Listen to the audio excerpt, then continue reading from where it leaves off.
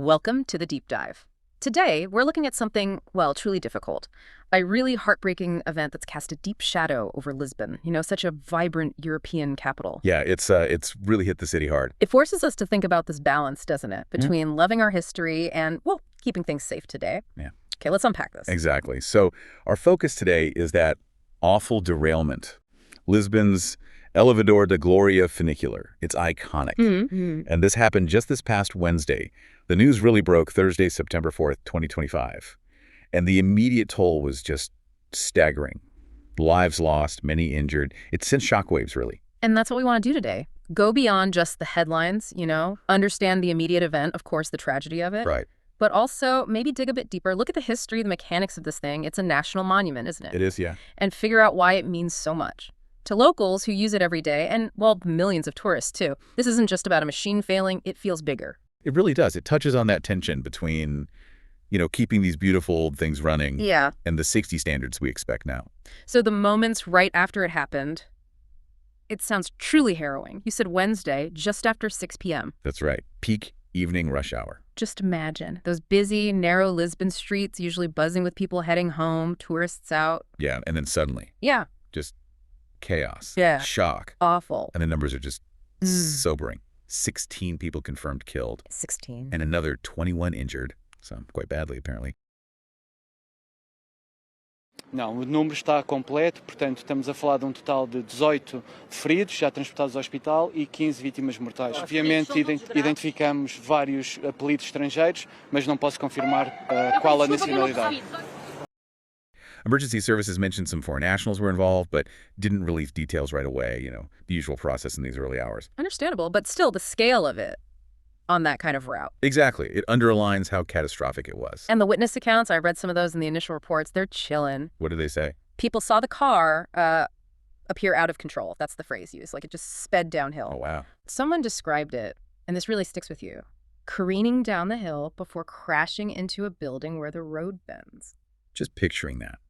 A familiar sight turning into that. The terror. Right in the middle of the city. Must have been utterly devastating. And the reaction across Portugal was, well, immediate. As you'd expect when something happens to such a landmark. The government declared a national day of mourning. A really significant gesture. Yeah. President Marcelo Rebelo de Sousa, he offered condolences, spoke about the nation's grief.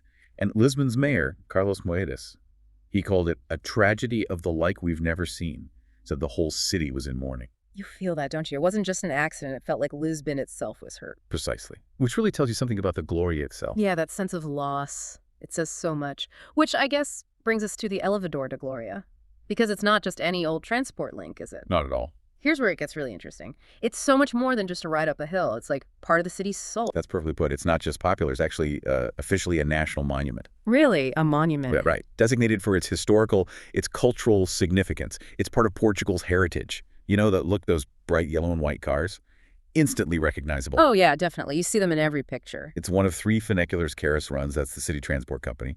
There's also Lavra and Bica. Each one is kind of woven into the fabric of the city, not just useful, but cherished. And the popularity is just massive, isn't it? One of the top attractions in Lisbon. Huge. We're talking about roughly 3 million passengers a year. 3 million on that short little line. That's incredible for something so old. It is.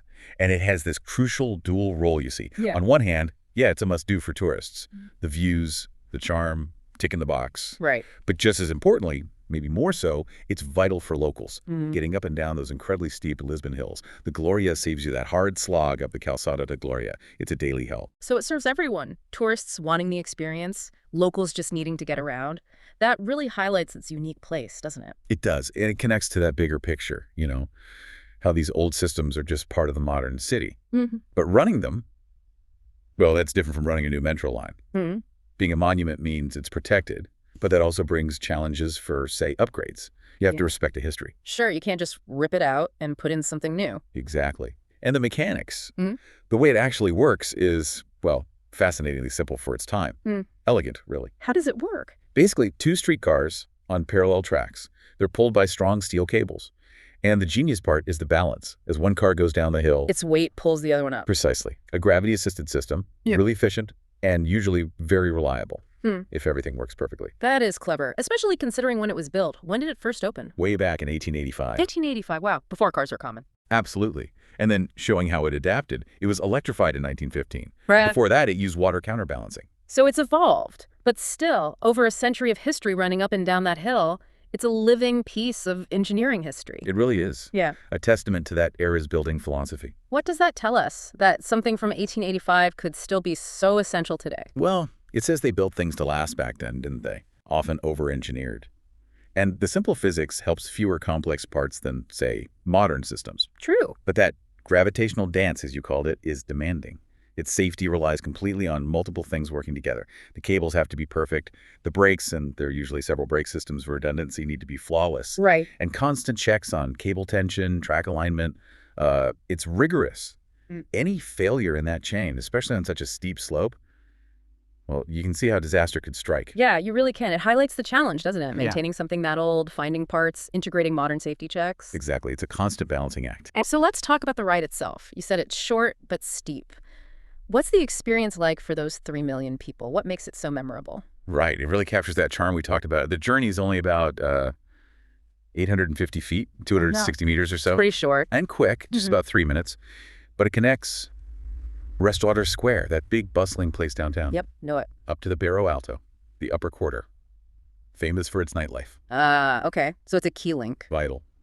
And tourists queue up for ages sometimes, just for those 3 minutes. You get these amazing panoramic views as you go up, looking back over the city towards the castle. So nice. Plus, there's just the charm of it, you know?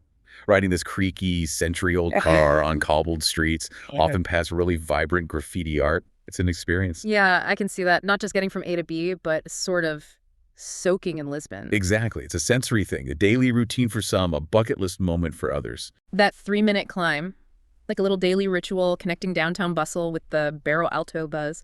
You mentioned queues. What is it, do you think, beyond the view that really grabs people? It feels like more than just convenience. Oh, definitely more. I think for a lot of people, it just is Lisbon. You know, the hills, the history, the street art, that mix of old and new. Riding the Gloria feels authentic. Like you're touching the city's past, but you're right there in its present. It's obviously great for photos. Sure. But it's also this shared moment, right? Packed in with others, the sounds of the old car. For tourists, it's novel. For locals, it's like an old friend, always there to help with the hill. An old friend. Yeah. That makes its sudden absence, this tragedy, feel even deeper, more emotional than just losing a transport link. Exactly. It leaves a real void. So, okay.